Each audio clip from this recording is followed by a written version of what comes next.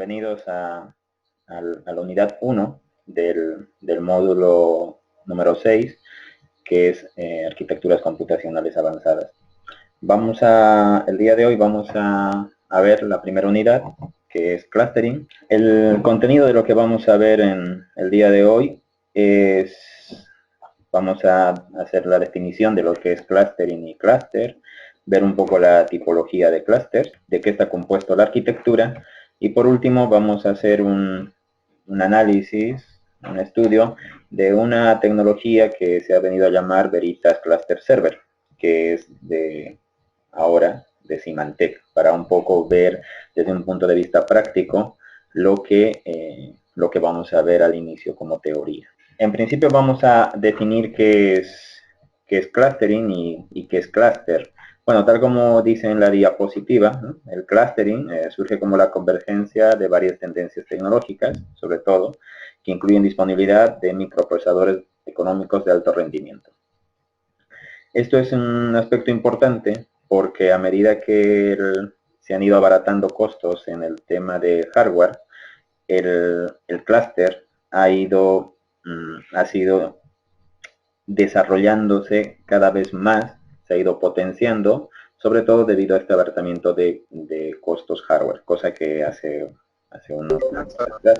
una década atrás era más complicado.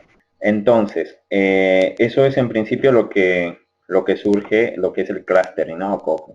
Lo que se ha venido a llamar el clustering o clusterizando. También ha coadyuvado mucho las redes de alta velocidad, que se han ido incrementando también su costo paulatinamente en los últimos años. Se han ido abaratando también los costos y además la tecnología ha ido evolucionando. El desarrollo de herramientas software para computación distribuida, otro aspecto importante que ha ayudado a que el clustering también tenga más repunte. En fin, todo esto hace que toda esta tecnología, toda esta evolución de tecnologías hace que aparezca el clustering como una nueva solución a problemas de computación, sobre todo de procesos de computación, de grandes procesos de computación que se requerían.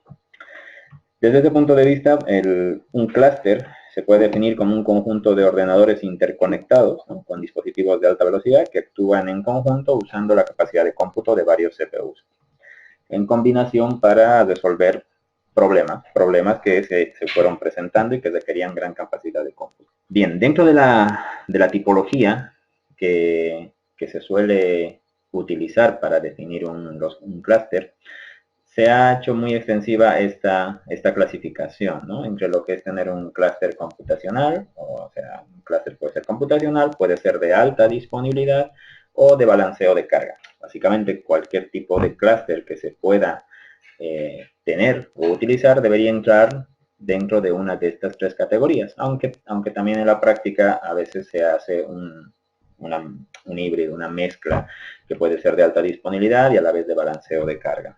Pero bueno, para poner una división vamos a utilizar esta tipología. Como clúster computacional, el primero, básicamente los clústeres computacionales surgen por la necesidad de requerir de problemas que requerían gran capacidad de cómputo. Y que no era capaz de resolverlo un solo sistema. Yéndonos un poquito a la historia, los pioneros en crear un clúster computacional, pues fueron en el año 1994, se creó un clúster llamado Beowulf, siempre es complicado su pronunciación, que se creó un clúster para NASA. Este clúster, que está basado en software libre, han sido creados por Donald Becker y Thomas Sterling, ¿no? Entonces se podría decir que ha sido uno de los primeros clústeres que se ha creado para ha sido uno de los primeros clústeres computacionales que se ha creado para la NASA. Este clúster, Beowulf, es un clúster que es una conexión de ordenadores. Ya definimos hace un momento que un clúster es una conexión de ordenadores conectados por medio de una red privada. Digamos, la característica que tiene el clúster, este clúster, es que utiliza librerías MPI o librerías PVM, que lo que hacen es realizar computación paralela. Estas librerías son de software libre y este proyecto hoy por hoy, pese a que data del año 1994, ya son casi más de 30 años que es un referente y aún lo siguen manteniendo. Al ser de software libre, pues uno puede conectarse al internet y bajarse librerías, en fin, y poder trabajar con él. Como núcleo de lo que es este tipo de este clúster, aparece Mosix, que también es una herramienta creada con software libre, pero su principal aplicación era el realizar un balanceo de carga. ¿Bien? También se incluye dentro de lo que vendría a ser un clúster computacional, porque Mosix se utilizó como núcleo dentro de lo que es el clúster Beaufort.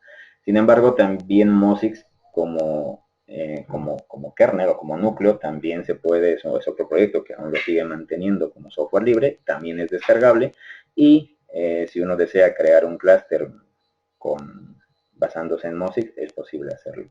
¿Cuál sería, para la gente que trabaja con software libre y que le guste este tipo de arquitectura, de tecnología, cuál sería la diferencia entre trabajar con el uno o el otro? Pues con el primero, con el Beaufort, sería para poder resolver problemas, sobre todo que requieren mucha capacidad de cómputo.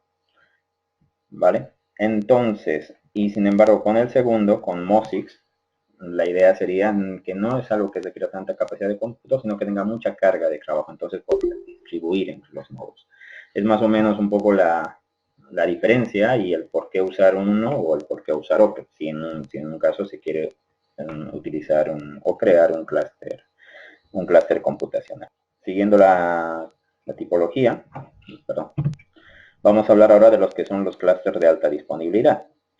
Los clústeres de alta disponibilidad en los últimos años se ha venido a dar más énfasis o más uso, sobre todo en el ámbito empresarial.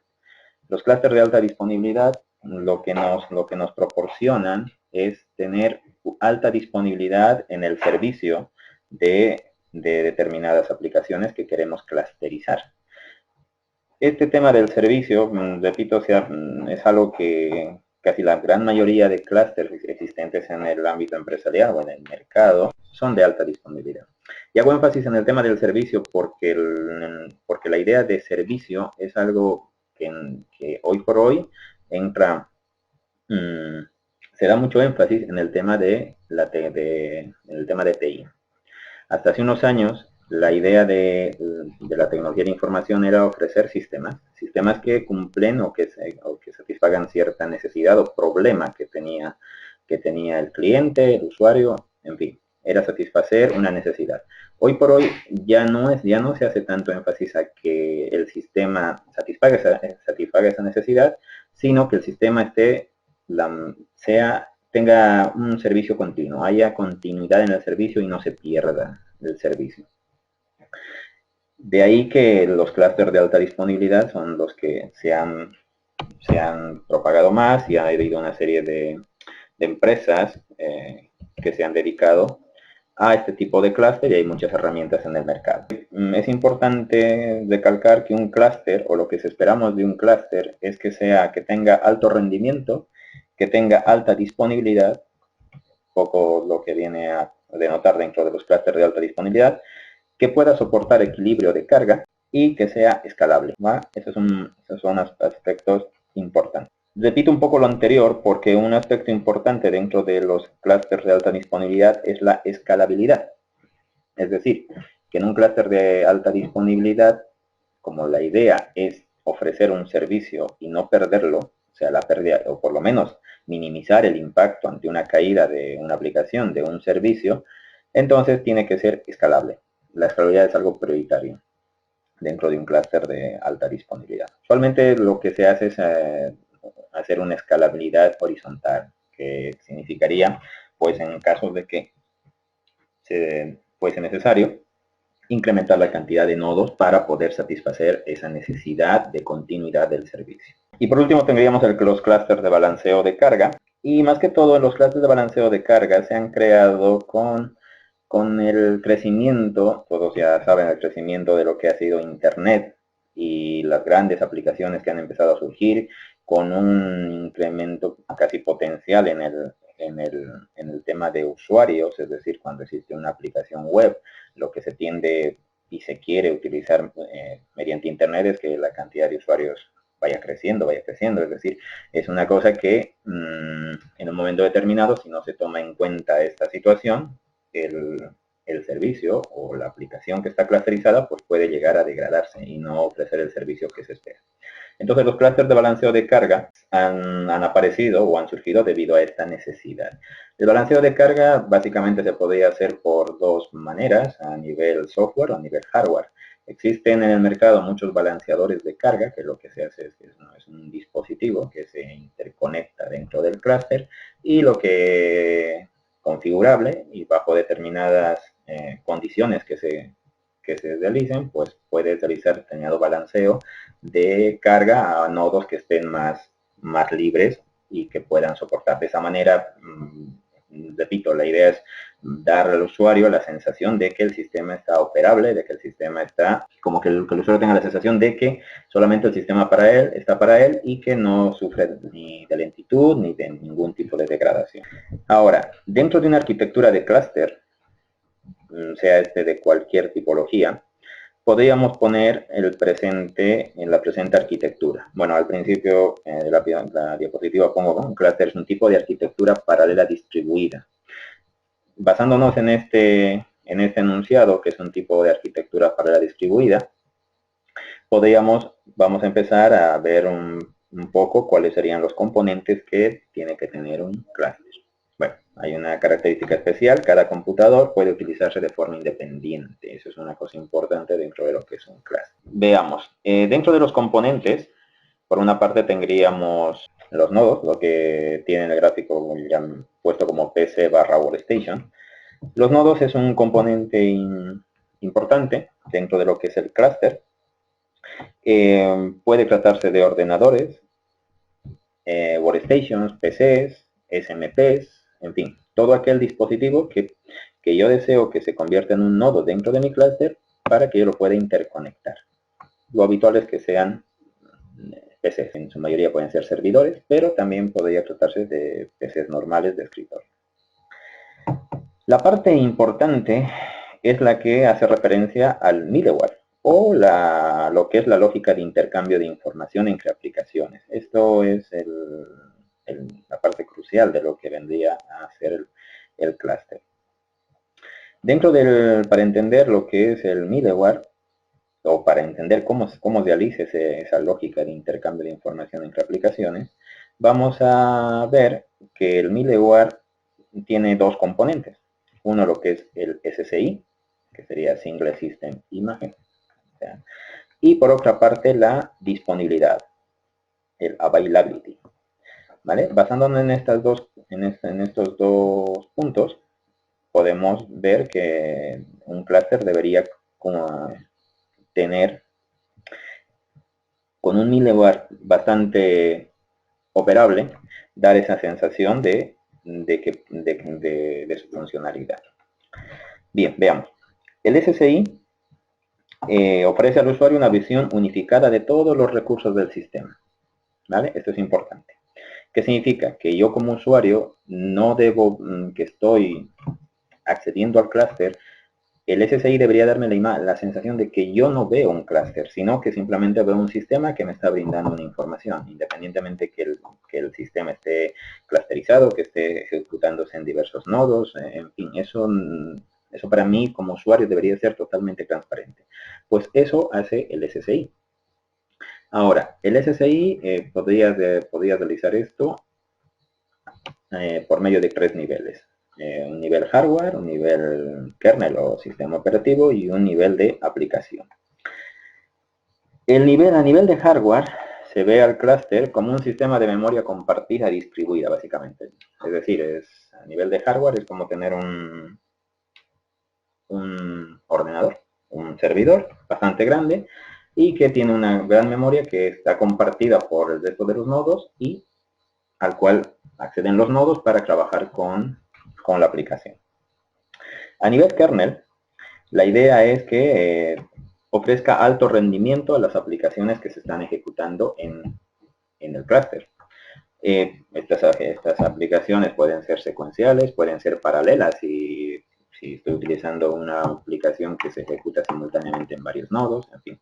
Para ello, para que pueda brindar, para que el clúster tenga esta capacidad, se utiliza algoritmos, como por ejemplo el GAN-Schedulin, que lo que nos permite es hacer programación paralela. Pero además de eso también se puede utilizar cualquier otro algoritmo de programación paralela. En esta parte también es importante el balanceo de carga, que si lo que comentaba hace un momento, que si es necesario distribuir la carga entre los nodos, pues en esta parte debería programarse, o la arquitectura del clúster debería ser capaz de poder distribuir carga si en caso fuese necesario. Y por último, el nivel de aplicación, que es software de aplicación y gestión de recursos, ¿no? Herramientas del sistema que nos permiten, pues, gestionar los recursos que tiene mi clúster, y de alguna manera si uno de los recursos falla, cómo yo puedo destituir, o si falla un recurso en un nodo, cómo puedo levantar este recurso en otro para que la aplicación siga operativa. Bueno, todo esto, toda esta parte es el SSI. Se supone que dentro de una arquitectura de clúster debería cumplir esta funcionalidad. Y por otra parte está dentro del middleware lo que es la disponibilidad. La disponibilidad es lo que comentaba anteriormente, es que tiene que tener una infraestructura de alta disponibilidad. Si tengo un clúster, la idea es tener disponibilidad 100% de los servicios o aplicaciones que yo quiero o estoy haciendo correr en el clúster. Entonces, desde este punto de vista, la disponibilidad es crucial. Por lo tanto, en disponibilidad tendríamos que tiene que existir una infraestructura de alta disponibilidad. Por ejemplo, se pueden poner servicios como Checkpoint, servicios que es recuperación tras un fallo, como debería poder configurar, cómo debo de accionar o cómo reaccionaría el clúster tras un fallo que surge en un recurso o en el nodo en concreto, en fin. Toda esta parte es de lo que es disponibilidad. También en esta parte entraría lo que es la red de interconexión.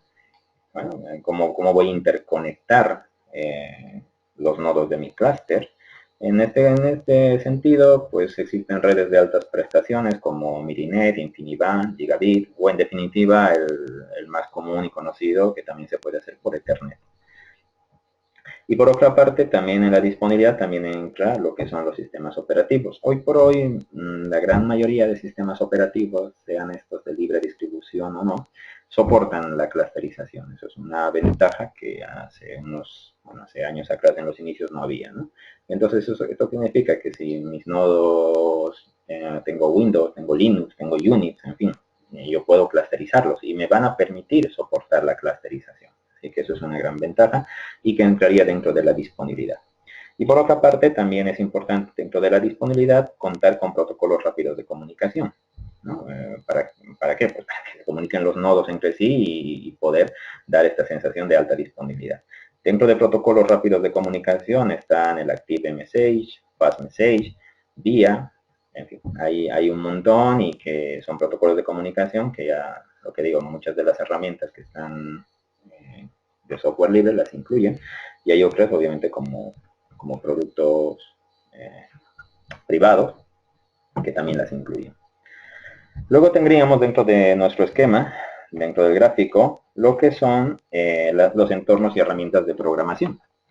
¿De acuerdo? Lo que tengo como Parallel Program Environment, ¿no? Entonces también es importante que un clúster tenga pues herramientas de programación paralela. Eso es primordial. Para ello, pues para la programación paralela se suele utilizar librerías MPI, PVM, lo que dijimos hace un momento, por ejemplo, que es lo que utiliza Beowulf, o también OpenMP, DSM, en fin. Entonces todos estos son herramientas para hacer programación paralela. Depuradores paralelos como TotalView. También es importante que tenga un análisis de rendimiento, y el análisis de rendimiento se puede utilizar herramientas como BT, de IBM, MPE, Vampir, en fin. Hay muchas en el mercado. Y por último, dentro de las herramientas de programación paralela también tiene que haber una administración, y se suele utilizar Parmo. Y por último, dentro de nuestro esquema tendríamos en sí las aplicaciones, ¿no? Las aplicaciones que pueden ser secuenciales o paralelas y que se van a ejecutar dentro de nuestro nodo, dentro de nuestro clúster, perdón. Bueno, me olvidaba una parte, la parte de abajo, que es el Clustering Interconnection Network Switch. Bueno, esto básicamente es la red de interconexión que voy a utilizar en el clúster, ¿no? En este sentido lo vamos a ver más adelante, pero es cómo voy a interconectar mis nodos y aquí también entra en cómo voy a interconectar para poder ofrecer alta disponibilidad, rapidez, tolerancia a fallos y sobre todo la forma también en la que me voy a conectar a un almacenamiento. Pero eso lo vamos a ver más adelante. Bien, un aspecto importante es el acoplamiento de los nodos dentro de la tipología de clúster. Entonces, los nodos pueden tener estos tres tipos de acoplamiento: fuerte, medio y débil. El acoplamiento fuerte es cuando existe mucha dependencia de un nodo con el otro, o de varios nodos. Esto se da cuando los nodos comparten memoria, cuando los nodos comparten microprocesador, en fin, se dice que es un acoplamiento bastante fuerte porque hay una gran dependencia, proporciona mayor robustez, pero también tiene la desventaja de que ante un fallo que pueda ocurrir, pues no solamente afecta al nodo en concreto, sino que podría afectar también al que comparte.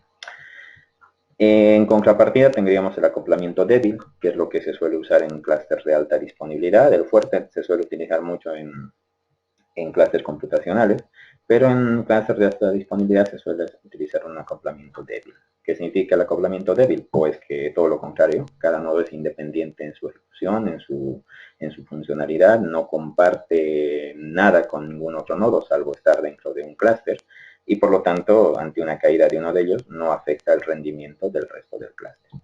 Y tendríamos por último el acoplamiento medio, que, bueno, su nombre lo indica, es algo intermedio, son nodos que de alguna manera comparten ciertos recursos con otros nodos, pero suelen ser independientes a la vez. También es importante contar dentro de un clúster con un modelo de gestión, es decir, cómo yo voy a gestionar mi clúster. Existen dos tipos de modelos, el centralizado y el descentralizado. Bueno, en el modelo centralizado básicamente se delega la gestión a uno de los nodos. Es decir, existe un nodo maestro, el cual pues se configura para que tenga la gestión de todo el clúster. Esto es una forma bastante sencilla, bastante cómoda de poder gestionar un clúster, pero tiene una gran desventaja, que este nodo es un punto crítico del sistema. Ante un fallo de este nodo, obviamente no tengo capacidad de gestión del clúster, entonces tendría un problema de servicio, de disponibilidad. Y por otro está el descentralizado. En este sentido, no existe, cada nodo se administra de forma separada, pero como también se quiere tener de alguna manera un control sobre todo el clúster, se suele utilizar otras aplicaciones, que se suele utilizar otras aplicaciones de gestión del clúster que se ejecutan en otro equipo fuera del clúster para poderlo gestionar. Esto es una forma bastante cómoda, ¿no?, de poder tener un control sin ser crítico, pero el problema está que es difícil su administración, porque cada nodo es independiente y a la vez tengo un software que los controla. Bueno, resulta más complejo su administración, pero bueno, es lo que también se suele utilizar más a menudo, aunque sea más complejo. Hasta aquí hemos visto más o menos desde un punto de vista teórico, que son los clústeres, cuál sería su arquitectura. Lo que vamos a hacer ahora es ver por medio de Veritas Cluster Server, que es una herramienta para poder gestionar y crear clústeres de alta disponibilidad, un poco cómo se puede plasmar lo que dijimos anteriormente en algo más tangible. Bueno, Veritas Cluster Server es un software de alta disponibilidad, como dice la diapositiva, para sistemas informáticos Unix, Linux y Windows. En un inicio fue creado por Veritas Software, una empresa que posteriormente fue absorbida por Symantec y ahora es parte del catálogo de productos de Symantec. Proporciona aplicaciones clúster a sistemas que ejecutan otras aplicaciones, incluyendo bases de datos, intercambios de archivos, en fin, comercio electrónico, cualquier cosa que yo quiera meter dentro de mi clúster y que esté clusterizado. Dentro de los componentes que que tiene Veritas Cluster Server. A partir de ahora lo vamos a llamar BSC para poder abreviar. Vamos a ver sus componentes, múltiples sistemas, como qué es el almacenamiento compartido, el HAT, el LT, las tipologías de cluster, bueno, ahí debería ser tipologías, y configuraciones de almacenamiento. Vuelvo a repetir, vamos a empezar a hablar de lo que es BSC y vuelvo a recalcar, BSC es un tipo de tecnología utilizada para poder crear clústeres de alta disponibilidad. ¿De acuerdo? Bien, una parte importante de un BSC son los recursos. Los recursos son la pieza única y fundamental, o la elemental, podríamos decir, de lo que es el BSC. Los recursos son precisamente lo que necesita o lo que voy a yo a clusterizar. Un recurso puede ser una IP, un recurso puede ser una instancia de base de datos, un recurso puede ser un Apache, un recurso puede ser IS, en fin, existen diversos tipos de recursos que yo puedo ir poniendo dentro de mi clúster. Estos recursos tienen dependencias y tienen categorías. Las dependencias, cuando uno configura un Veritas Cluster, un recurso lo que hace es tener un padre y un recurso, y si es un recurso padre, tener un hijo. Eso da una dependencia, cosa que al momento de la funcionalidad, el padre no puede estar o no puede inicializarse si el hijo no está vivo. Entonces es para eso lo que existen las dependencias. Y eso también pues, nos permite una organización dentro del clúster. Las categorías, pues los recursos pueden tener tres tipos de categorías: on-off, on-only y persistentes. ¿Qué significa esto? Pues un recurso, en el primer caso on-off, puede estar encendido o puede estar apagado dependiendo de la necesidad de que el recurso lo requiera. On-only, pues on-only es que tiene que estar encendido solamente si cumple cierta condición. Ejemplo, yo puedo tener un recurso que necesito que a la vez estén ciertos ficheros de disco inicializados para que mi recurso funcione. En ese caso, entonces puedo poner que mi recurso de acceso a ficheros sea on-only, es decir, que, perdón, el recurso que accede a los ficheros, que sea on-only, es decir, solamente me voy a encender siempre y cuando tenga el recurso hijo que esté levantado, si no, no hay necesidad.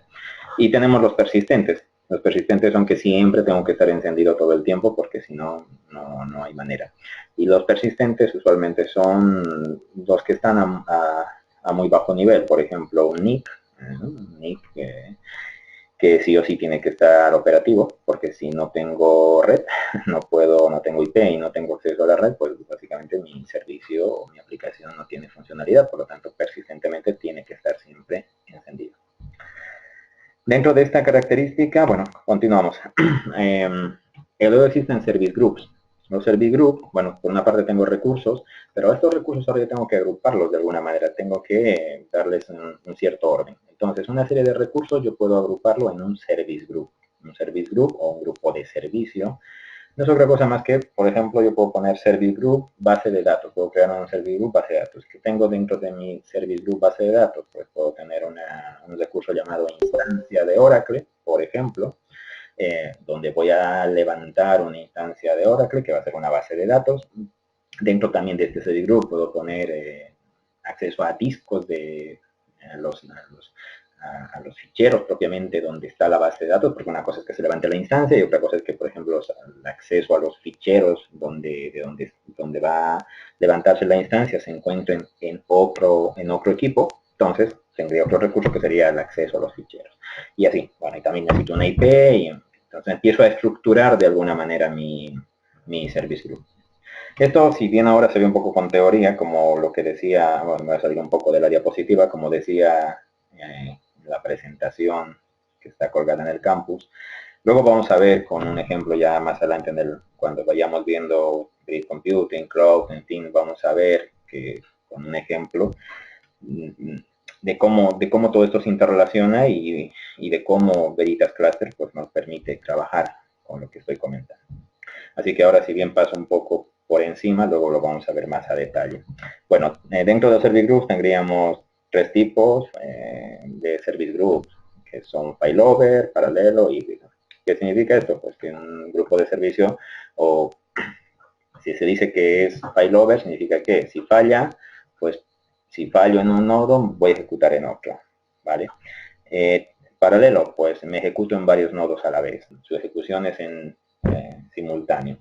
Y el híbrido, pues su nombre lo dice, ¿no? Por una parte puedo ejecutarme en un solo nodo, pero si lo necesito me ejecuto en varios. Ese es un tipo de service group. Poco utilizado, pero sí.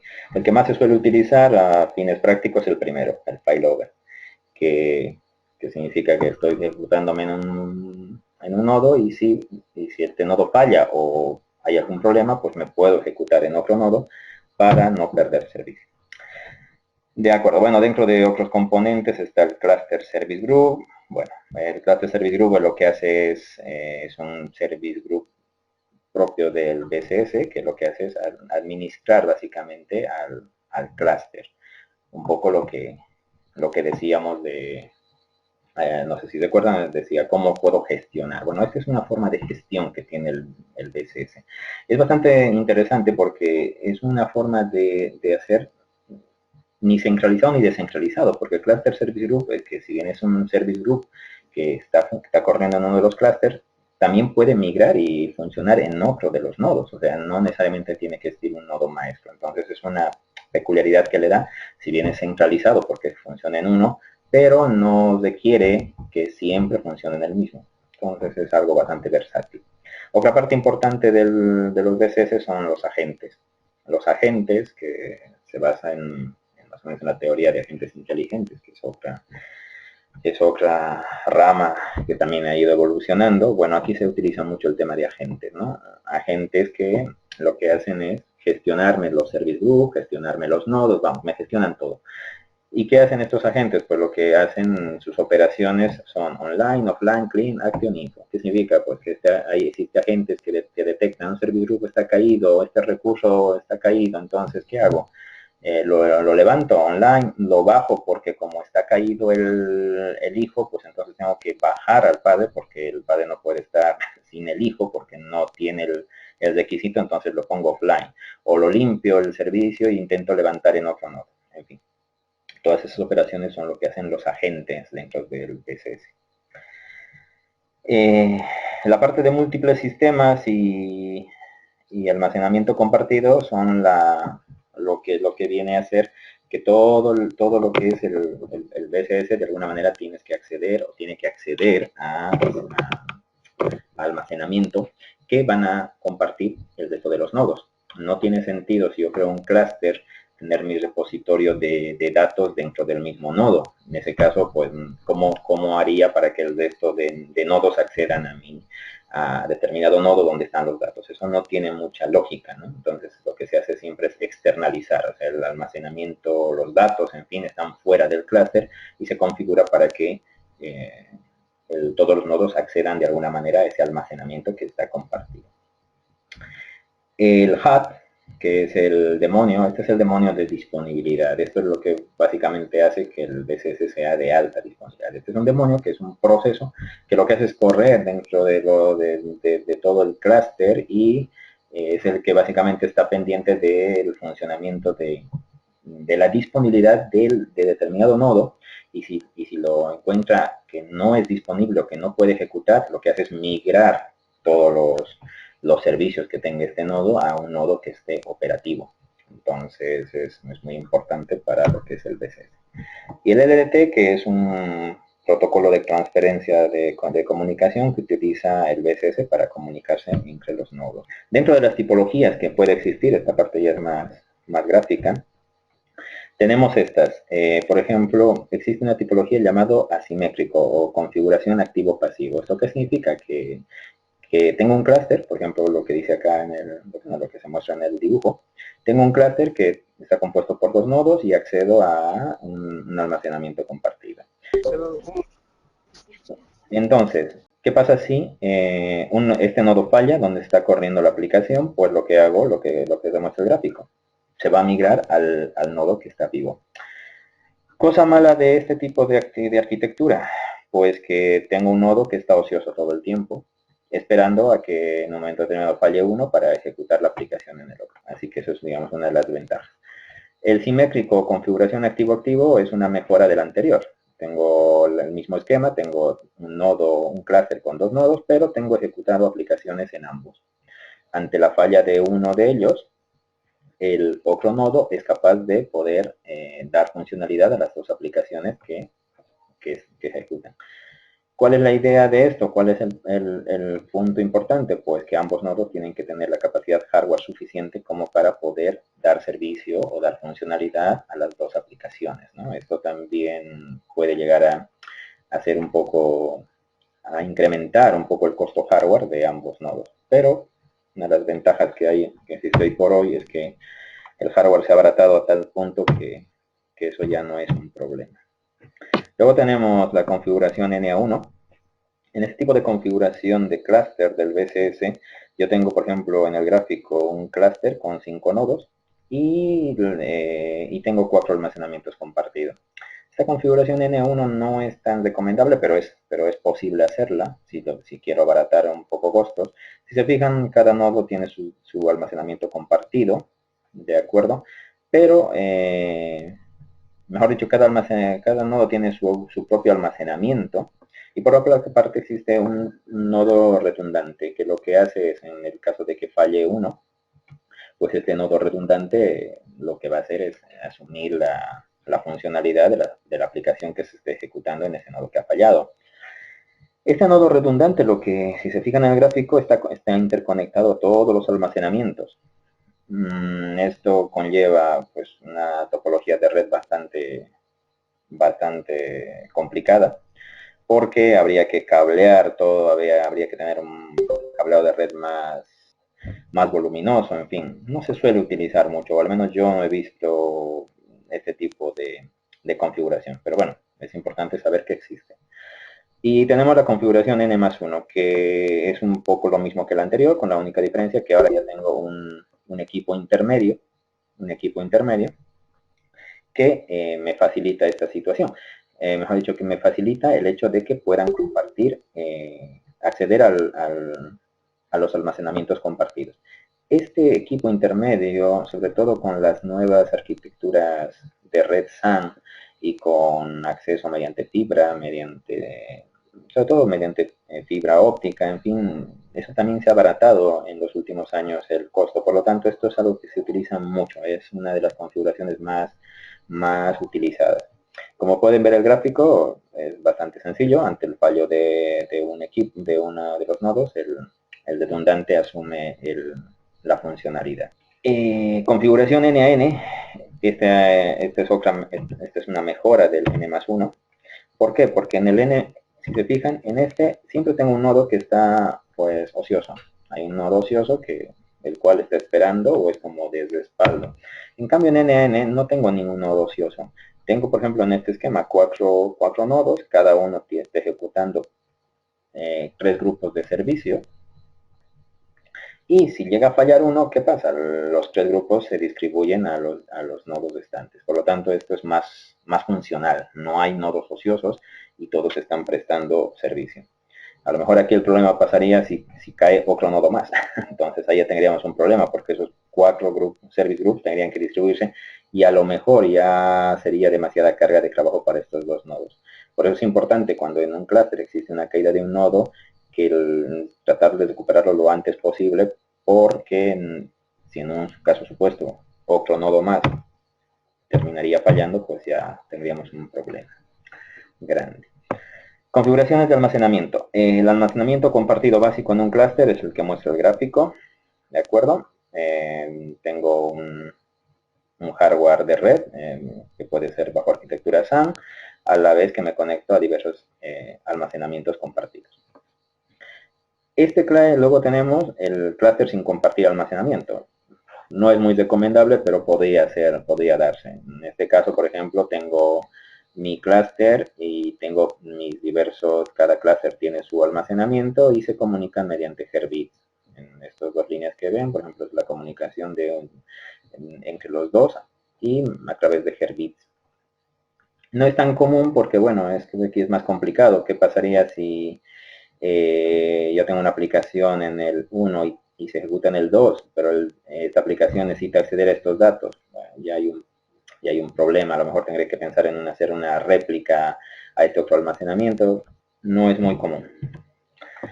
Clúster con datos replicados vendría a ser una mejora de lo que les comentaba antes, ¿no? Tengo aquí un clúster, en este caso ya existe un almacenamiento común, pero me creo otro nodo y otro almacenamiento y me planteo una política de replicación de datos en el almacenamiento para que en un caso de que falle uno de los clústeres, pues este otro pueda asumir su funcionalidad. Esto de la replicación está muy bien y también se suele utilizar mucho, sobre todo por tema de backups, ¿no? En caso de que este almacenamiento fallara, pues quieras o no, como tengo una réplica constante, tengo un backup de toda la información. Y también es algo muy usual. Y por último tenemos un clúster global. Este ya es un clúster bastante complejo que es básicamente tener una réplica de todo un clúster con todo lo que conlleva un clúster en otro clúster. Entonces habría que plantearse pues temas de réplica, temas de fallos, cómo hago para migrar todo esto al nuevo clúster.